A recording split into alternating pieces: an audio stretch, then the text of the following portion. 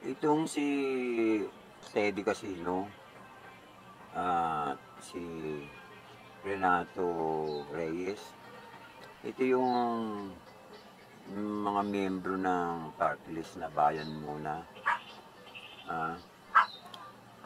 Itong mga taong ito ang dapat mga mabura sa sa Pilipinas eh. Bakit tamo?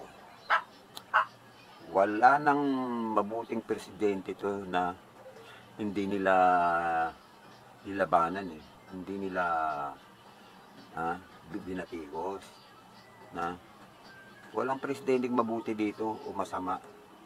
Ika nga sala sa init, sala sa lamig. Yung mga ninuno nito, noong pampanahon ni Macapagal nag-umpisa to eh.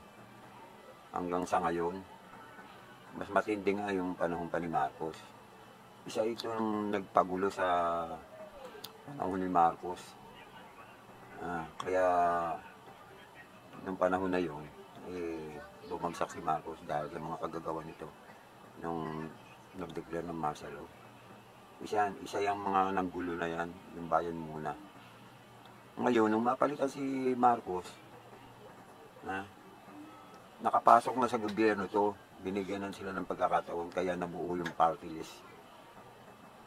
Ganun pa man, nabuo na nga yung party list, pinagbigyan silang makapasok sa gobyerno. Kasi nung panahon ni Apo Lakay Marcos, yung tatay, ama ni Bongbong Marcos, wala pang party list noon eh. Nung magkaroon na ng nakapasok na sila sa gobyerno,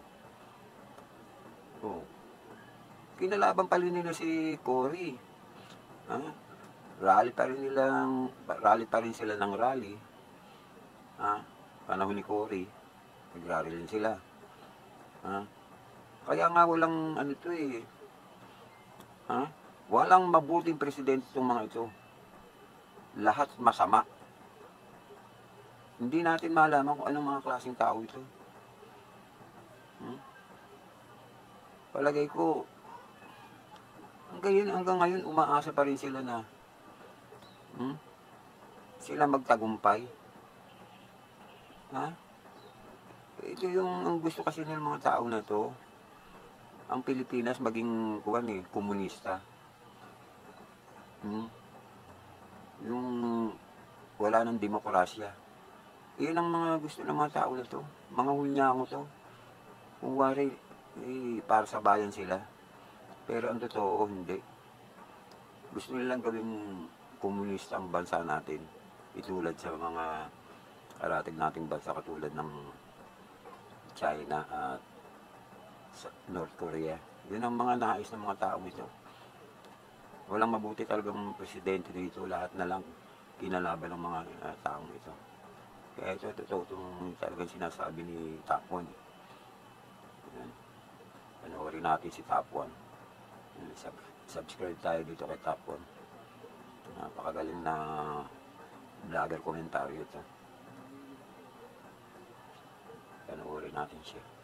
Magandang araw po sa inyong lahat mga tol. Ngayon ito po naging pahayag ng mga sumusuporta sa makakaliwang grupo. Ito po ay si Teddy Casino. Hindi daw po welcome ang PBBM supporters at Duterte supporters sa rally nila sa November 30, 2025. Alam niyo, kung ako po tatanungin ninyo, wala akong pakialam sa rally nila. No? Bago tayo magpatuloy dyan sa komento, ito po yung kanyang pahayag eh. Welcome po ang lahat ng galit sa korupsyon at naghahanap ng pananagutan. Ang hindi lang po pwede sa Luneta ay yung nagdedepensa kay BBM at nais gawing presidente si Sara. Sabi ni Bagong Alyansang Makabayan, Chairperson Teddy Casino. Ganito kasi ang punto, Teddy Casino. Although para sa akin irrelevant ka, pero kailangan nating pansinin kahit paano. Walang ganitong issue, walang malawakang paglaban sa korupsyon kung hindi dahil kay Pangulong Bongbong Marcos. Fact po yan, katotohanan, at hindi nyo yan maikakaila. Walang sino mang presidente sa nakalipas na panahon, kahit sinong presidente, simula sa pagkakatatag ng Republika ng Pilipinas, no? Walang sino mang pangulo ang nakagawa ng ginagawa ngayon ng ating Pangulo na halos lahat binangga para lamang masiwalat ang korupsyon sa gobyerno. Kaya kung nangangailangan ng pagdepensa si Pangulong Bongbong Marcos, bakit mo aalisin sa amin yung mga PBBM supporter, Teddy Casino? Kinakailangan ng depensa ni Pangulong Bongbong Marcos, partikular sa mga DDS at partikular din sa inyo, na wala yatang tamang gobyerno. Lahat ng gobyerno kinalaban ninyo, lahat na lamang ginawa nyo ng rally. Lahat tinangka ninyong patalsikin, pero hindi kayo magtatagumpay. Pangalawang punto, wala, partikular sa akin bilang PBBM supporter, ang nais lumahok sa mga tulad mong tao at mga kagaya mo nga na sumusuporta sa makakaliwang grupo. Eh, wala namang problema sa akin kung sabihin ko ito, di naman ako bahagi ng gobyerno eh. O nire-red tag natin ito si Teddy Casino. Kasi itong mga ganitong tao mga tol, mga mapagpanggap ito na kunyari kapayapaan ng hanap pero karahasan talaga ang nais. Bakit? Sa pamamagitan kasi ng karahasan, maaagaw nila ang gobyerno. Sila yung nangangaral ng kapayapaan pero ang ginagawa sa katotohanan ay karahasan. Puro salita lamang ito, mabuboka, magagandang pananalita. Pero yung mga grupo niya at ng mga sumusuporta sa mga makakaliwang grupo, violence ang hangad ng mga ito. Kasi yun lamang ang tanging kaparaanan para makakuha sila o maagaw nila ang pwesto sa gobyerno. Hindi nila kayang manalo sa isang demokrasyang proseso. Hindi nila kayang manalo sa isang tamang halalan. Marami nang nagtangka. Kumandidato sa pagkapangulo, kumandidato sa pagka-vice-presidente, pero hindi nagtagumpay. Kasi alam naman ng majority ng mga Pilipino kung ano karakas ninyo.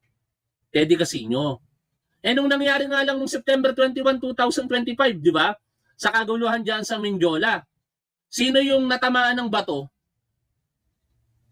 Yung Renato ba yun? Isang, kung hindi tayo nagkakamali, maaaring kasapakat din nila sa galawang makakaliwa. Tinamaan sa mukha. Ano ang presence niya doon? Ano ang ginagawa niya doon? Bakit siya nandoon? Para manggulo.